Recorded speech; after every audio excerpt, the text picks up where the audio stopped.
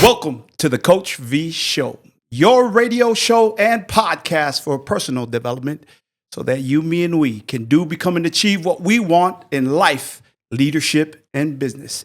And today on the Coach V Show here on Island City, we are so blessed and grateful to have the Tiana, producer of the live action Moanas, in the building today. And thank you so much for coming on, Tiana, to the show. Thank you. I really feel motivated by that intro. Yes. Thank you for having me. No, thank you. You could be anywhere in the world, but that you chose to be with us here at Island City on the Coach V Show. We are humbled and grateful to have you.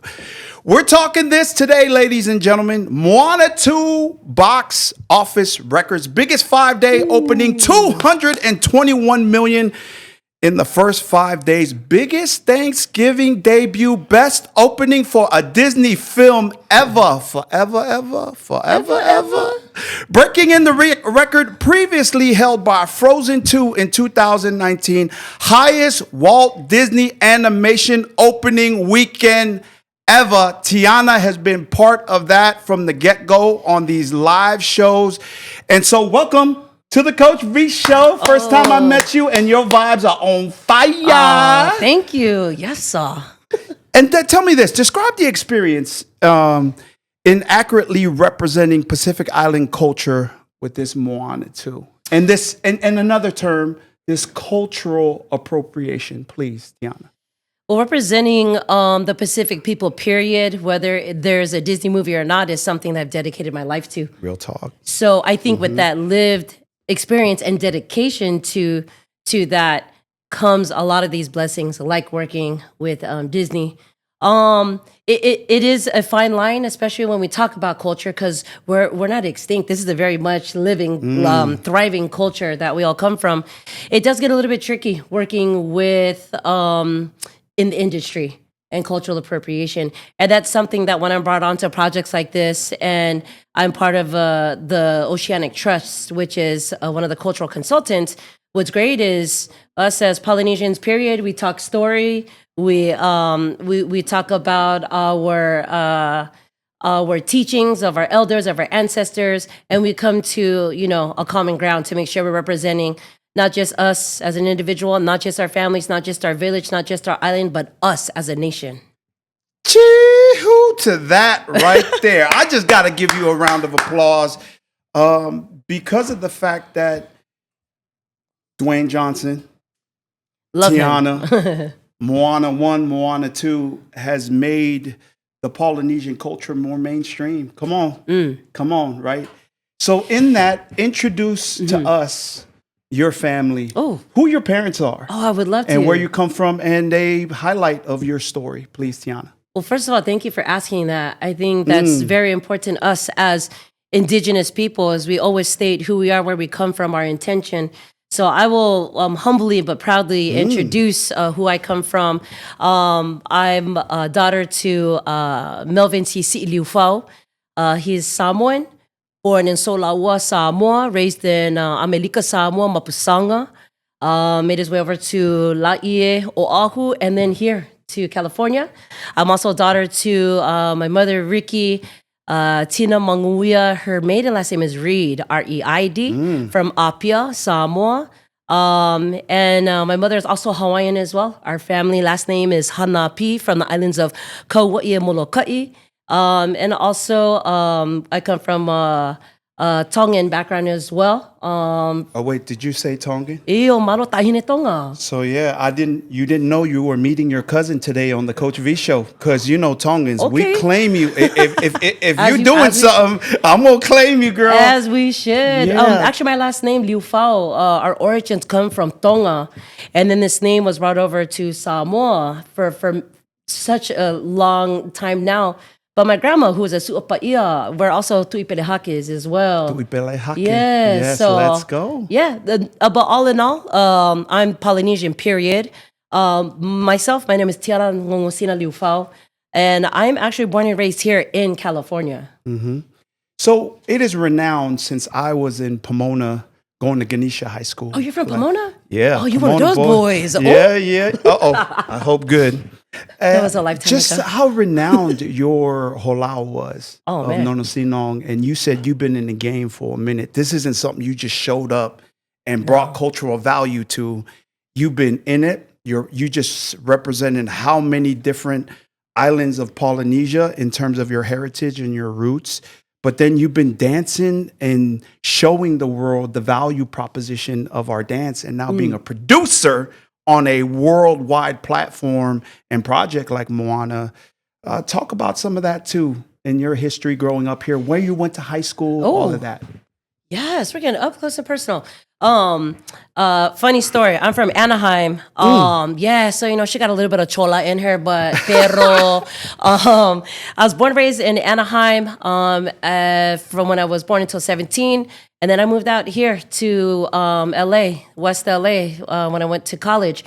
My father, I did not go to my home school, which I won't say the name in case anyone's listening and they went to that school. Much props to you. But my dad said, he's like, I did not move to this country for you to go to a decent school. He wanted us to go to the best. So I actually went to a public school, Los Alamitos High School, amazing high school. And then I went on to go to UCLA. And I majored. Everyone was like, "Oh, what sports do you play?" I see in the poly. Yeah. And I was like, "Oh, actually, I'm here in academics." And I majored in world arts and cultures, dance and cultural studies, and ethnomusicology. That is awesome. So you're not only a practitioner, but you're also a historian and an academic from every standpoint. You're speaking my love language right now. So being from UC Davis, and one of the only Tongans who went to UC Davis, played and graduated. Let's go. The academic side is something that I needed to learn because I didn't have those examples. I grew up Wesleyana, so Methodist in Pomona, California, Pomona United Methodist Church. And there was no one in the whole church that even went to college. So then, but I did see sports examples. But then when you say the academic side, all of us can tell a story and dance to a certain degree. But what does it matter if it's not appropriated and written down on paper? True. And then produced into something. Talk about the academic side of that and how, from a very cerebral and academic and a mental state, how to represent us. Ooh. I resonate with a lot of things you just said. I'm don't come from a family of scholars defined through the roof and walls, but I do come from a line of culture keepers through music and dance, storytelling, navigating, and so forth. Ironically, the most influential people in my life have been ones that don't have an educational background, like my grandmother.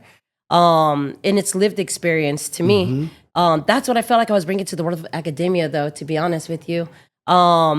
To have representation in that world and to have seats at certain tables, we have to put ourselves out there. We have to. I love competing with others. I don't know what it's like being a Polynesian artist. I love being Polynesian, love being an artist, but I also want to be an artist that happens to be Polynesian. I don't want to be a Polynesian academic. I want to be an academic that happens to be Polynesian. Once we change this mindset, I think we start having conversations and seats at different tables to where we can be seen and recognized in a quote unquote mainstream or in a bigger realm. And those are seats that I want to be pulling up on, to be honest.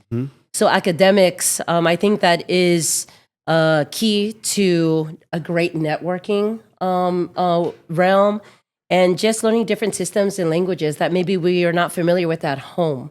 And not that we don't have systems and languages, but it's just making sure we can, we're here. My family migrated from all different parts of Polynesia to pursue the American dream. So now we're the modern day Polynesians. So I want to fulfill and, live out everything that my ancestors, kind of dreamt for us. And we travel on these double hull canoes, right? As Polynesians. We didn't need a professor to tell us, not a professor with a doctorate. We had practitioners and we had the elders that told us how to read the stars, the migrational pattern of the birds, of the oceanic life form, of the seasons. So, being that we have that ancestral knowledge, man, we were already academics. However, nowadays, we do need that. We do need certain certifications, right? We do need things. And and of that sort. So the only way to do it is honestly just to put yourself through the test, utilize resources, see people that have gone through this, share stories, and I'm going to use the Hawaiian word holomua and just move forward. Move forward. I love that. And in moving forward, where you are now, I just got to applaud that again, of where you are now and the ability to be an example, like for my daughter, Susan Mele, who wants to get into the arts. Nice. And she's quite an athlete as well, but to be an example that way. And then, but what were the challenges that you face, especially being a woman? Yeah. And then how many Polynesians do you see in your space, right? I know as I'm doing Fit Body Boot Camp, keynote speaking tomorrow in Costa Mesa, California. Nice. And there's nobody that looks like me in the keynote speaking circuit, right? So what are the challenges that Tiana has faced and how have you overcome them? A lot of challenges. I think one we kind of touched upon. Ironically, most of my friends growing up, their parents' dream for them was to be a doctor, to be a lawyer, to go to an accredited university. Mine was quite different. My family was a little bit more like graduate high school, graduate seminary, church reference, and that's what you're supposed to do. My mom's side, we have Nonosina that started from my grandmother, so that has been a beautiful legacy she set up. My dad is a successful business owner. He owns 6 restaurants, and it's all led by him and my mom. So that, for him, it was kind of like, well, we have these restaurants, like we want you kids to just, spearhead those. No need, And how are we going to pay for that? Yeah, that's right. I wasn't going on an athletic scholarship. So the challenge was, in all honesty, I wanted to prove to myself that I wasn't Estella Reed's granddaughter, who is a very known person in our community, my grandmother. I'm not just Ricky's daughter, or Mel's daughter, or Mevinga, my brother's sister. I wanted to be a student ID, and I wanted to compete against all these other kids. It didn't matter what their ethnic background was, and I needed to be put to the test. So that was a challenge. I didn't have the most support there, and it wasn't because my family didn't want to, but guess what? They were busy working, not 9 to 5. They were working 25/8. Because that's the Polynesians, we're the hardest workers. So that's, I kind of had to navigate through school, the education system myself. And I wanted to be a familiar face to a lot of these younger, kids that I teach, Polynesian or not. So that was challenging. Yes, also being, I'm going to be honest, because I'm known in the Polynesian cultural world, the fact that I'm born and raised here, growing up, sometimes it was a struggle. It was a struggle because I'd go back, most of my life actually went going back and forth to Oahu. I would never really fit in. There, I'll show up with my Jordans, and I thought I was tight coming with my Retro 5s, favorite Jordans.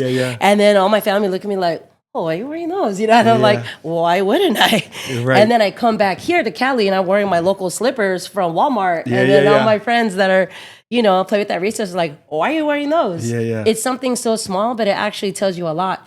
So I guess I felt like I was never enough in both worlds. But when I started to embrace, and ironically, it was through hip hop, I started to embrace who I was and my journey as an artist. I started to become more known in my my work. I started to dig deeper into my roots, but I dug deeper into my roots and became more innovative in pushing forward. You can't have one without the other.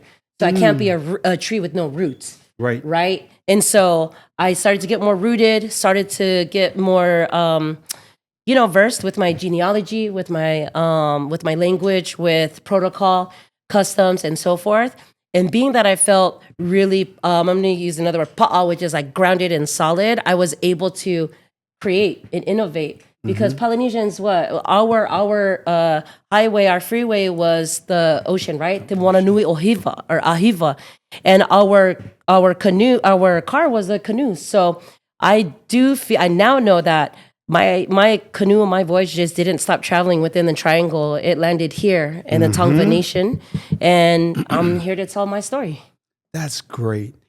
How then also, because in what we do, in terms of Polynesian, in terms of serving one another, serving the community. And I have a saying that I teach corporately around the world is, if serving is below you, high level leadership and high level success is above you too. So I talk love that. about how it is about the money, but then serving in your purpose and helping people, right?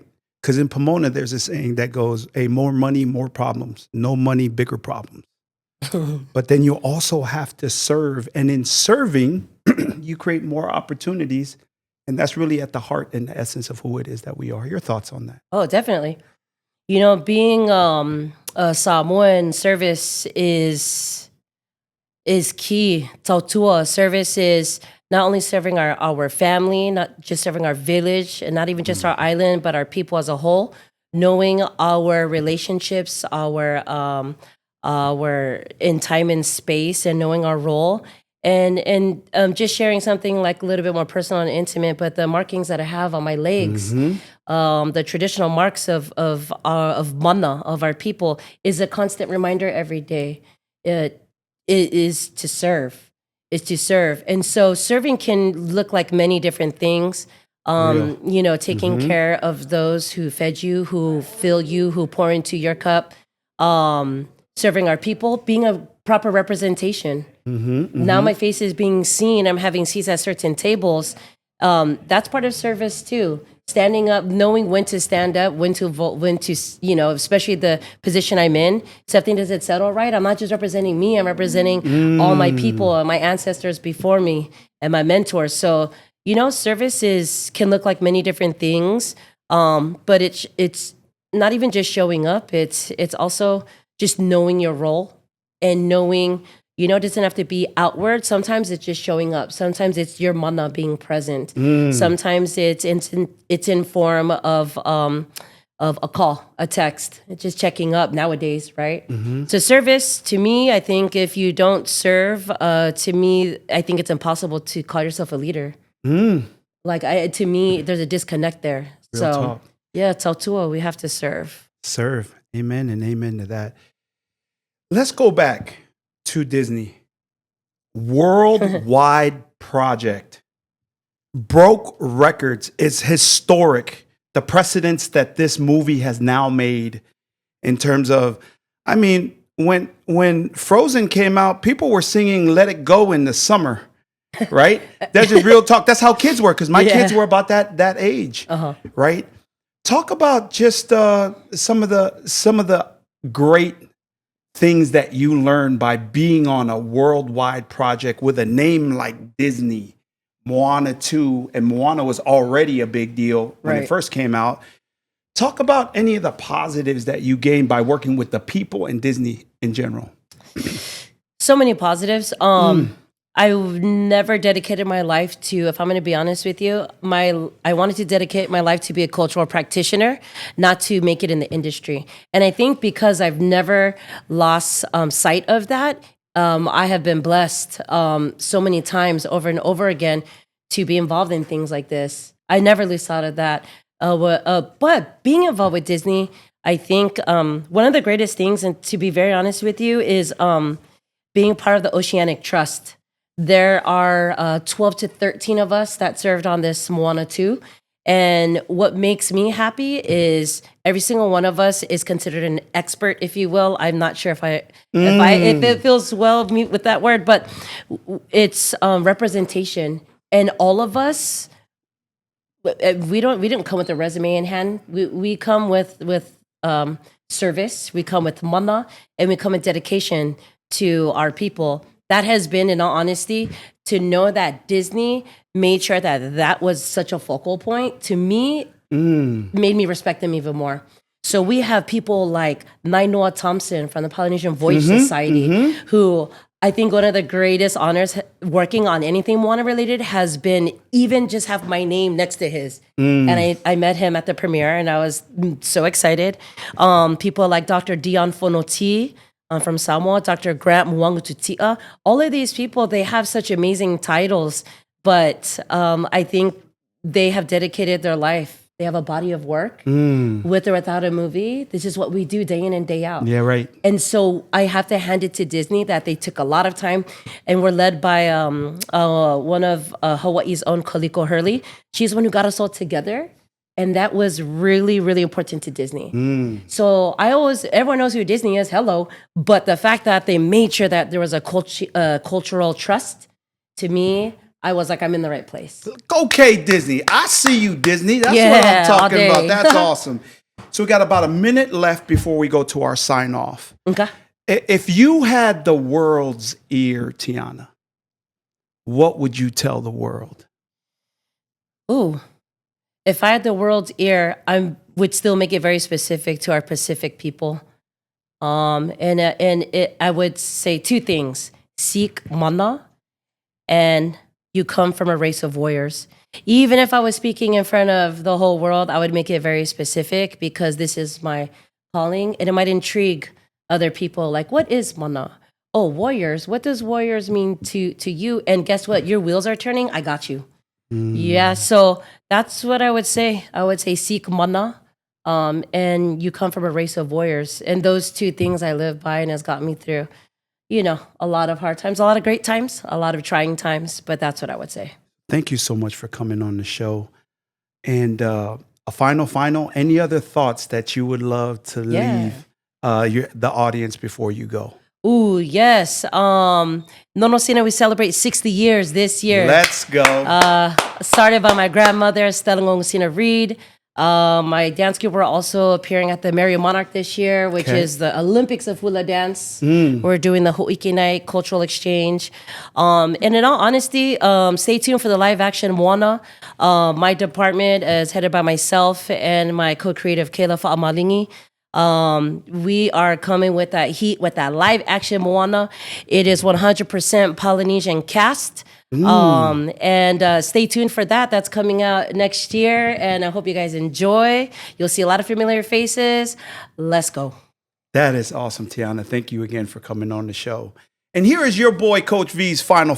As I'm on set live here with your girl, Tiana, and all it is that we're doing and she's doing is this. Our greatest fear is that we are inadequate, but also powerful beyond measure. But it is our light, not our darkness, that frightens us most. Because we ask ourselves, who am I? Who are we? Who, me? Brilliant, gorgeous, talented, and famous? Well, actually, who are you not to be? Because you are a child of God, and you playing small doesn't serve the world. And there's nothing freaking enlightening about shrinking back so that other people won't feel insecure around you. You were born to make manifest the glory of God that is within us. And it is not just in some of us. It is in all of us. And as you let your light shine, you unconsciously give others permission to do the same. When you are liberated by your fears, now your mere presence, like Tiana, automatically liberates others. Thank you so much for tuning in to the Coach V Show here on Island City, where the beach meets the streets, and the Coach V Show once again, where it is going to be you versus you, and never stop believing ever. Your girl Tiana, Coach V, Island City. Peace. Amen. Okay.